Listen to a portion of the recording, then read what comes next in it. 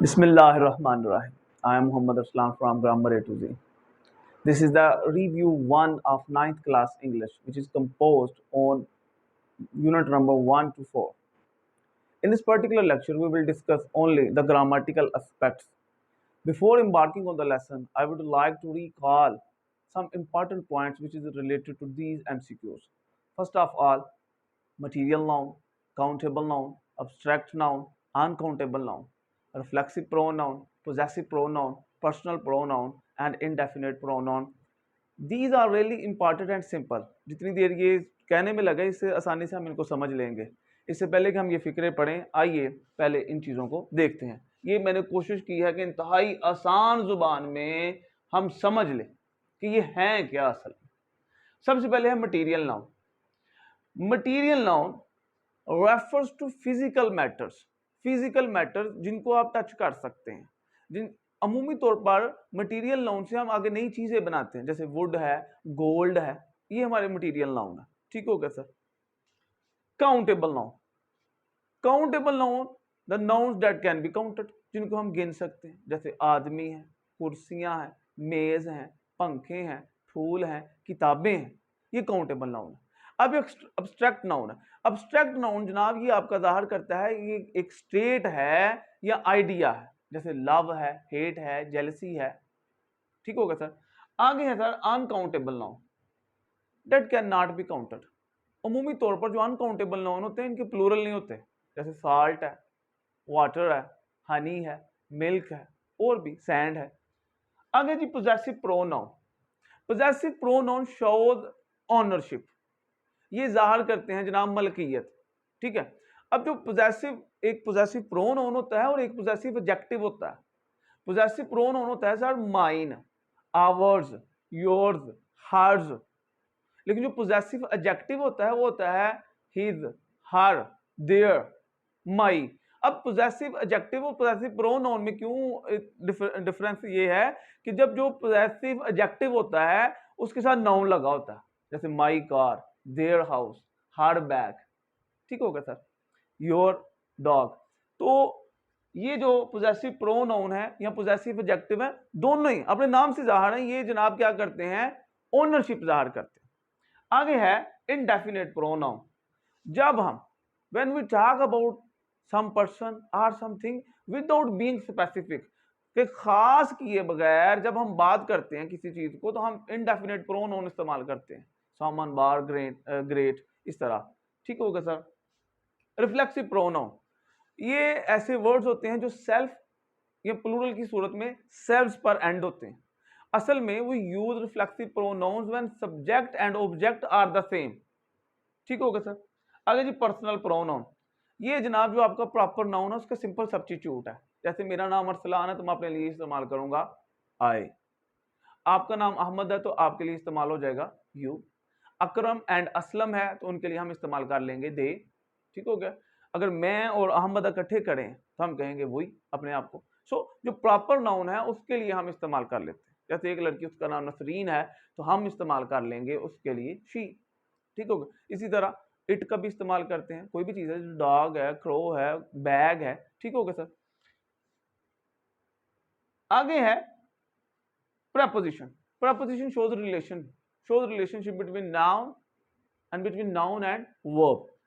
आगे हमने लिखा है नो आर्टिकल। आर्टिकल दो तरह के हैं, ए, एन और दा। दो तरह के कौन कौन से, एक डेफिनेट आर्टिकल और इनडेफिनेट आर्टिकल है। दा जो है ये आपका डेफिनेट आर्टिकल है, ए और एन जो है ये आपका सर क्या है, इनडेफिनेट आर्टिकल है। वो कहते हैं कि जब प्रॉपर नाउन सिंगुलर हो तो उमूमी तौर पर आप आर्टिकल का इस्तेमाल नहीं करते। आई होप समझ आ जाएगी, रिपीट करने की जरूरत तो नहीं है। तो आए इधर। सबसे पहले वो कहता है वालर इज एन। अब गौर से देखें, वालर कोई ऐसी चीज नहीं है जिससे हम कोई नई चीज बना ले। वालर गिन नहीं सकते या गिन सकते हैं, नहीं। वालर जो है असल में denoting an idea or state, कि वालर का मतलब होता है बहादुरी। तो जनाब ये बहादुरी किसी की स्टेट है, एक ख्याल है। अब किसी की बहादुरी को आप टच तो नहीं कर सकते ना। सो सम हो वालर इज एन अब्स्ट्रैक्ट नाउन। वालर जो है ये सारा आपका क्या है, अब्स्ट्रैक्ट नाउन है। Some are born great. अब कुछ लोग पैदाइशी अजीम होते हैं। अब विदाउट बीइंग स्पेसिफिक कि वो कुछ लोग कौन से हैं, वो कुछ लोग कौन से हैं, तो अब आप क्या कहेंगे कि सर हमने स्पेसिफिक नहीं किया, तो फिर ये हमारा क्या है, इंडेफिनिट प्रोनाउन। क्या है, इंडेफिनिट प्रोनाउन। समझ आ गई सर? आगे देखें, माई मदर विल बी सर होने का मानी देता है। अब इसके साथ एडजेक्टिव इस्तेमाल करेंगे। एंजाइटी का मतलब क्या है सर, परेशानी, नाउन है।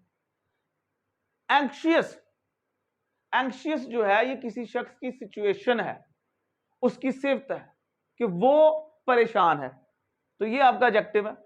एंजाइटीज, ये एंजाइटी का प्लूरल है, ठीक हो गया।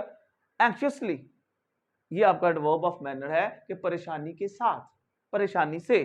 तो यहां पर क्या हो जाएगा, my mother will be anxious if I get home late. Saqib is leaving, अब फ्राइडे है, प्रीपोजिशन कौन सी आ जाएगी, on. Saqib is leaving on Friday at Noon.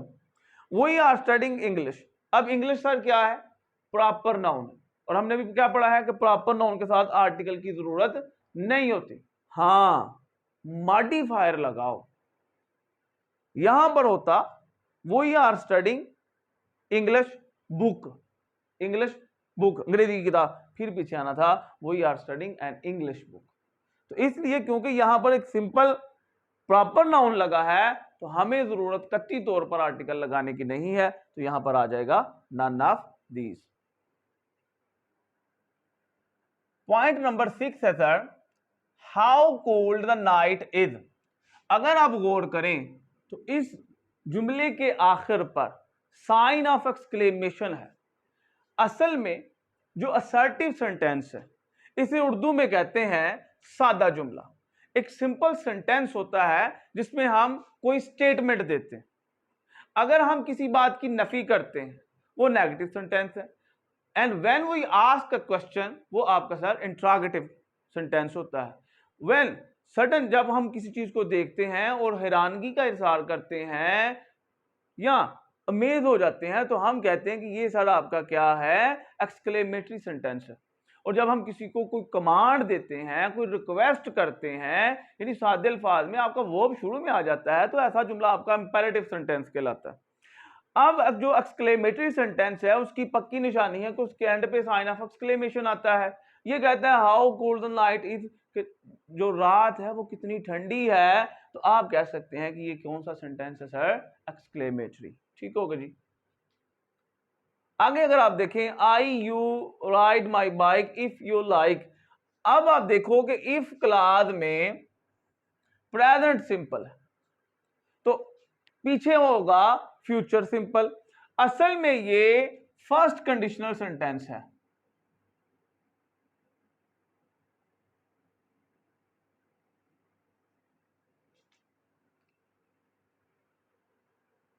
If he works hard he will pass the examination. अगर वो सख्त मेहनत करता है तो वो इम्तिहान में कामयाब हो जाएगा।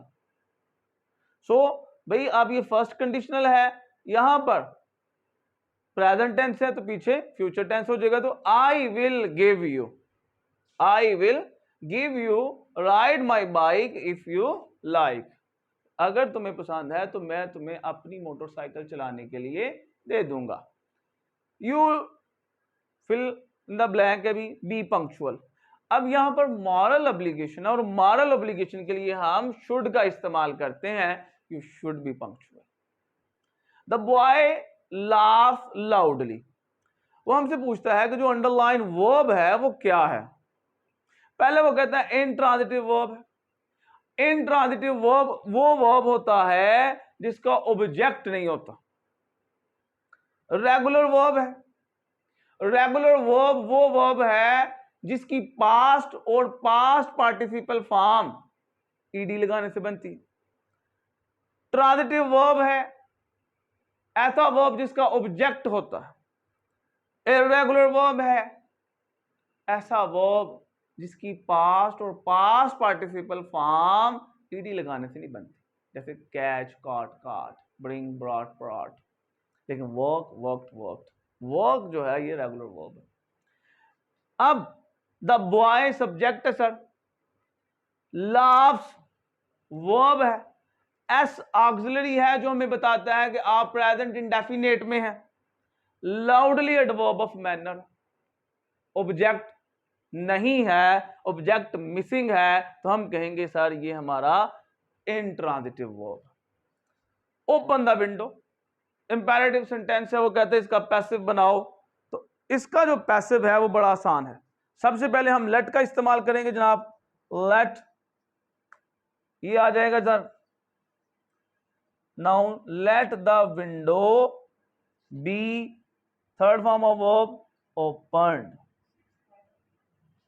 थर्ड, ठीक हो गया सर।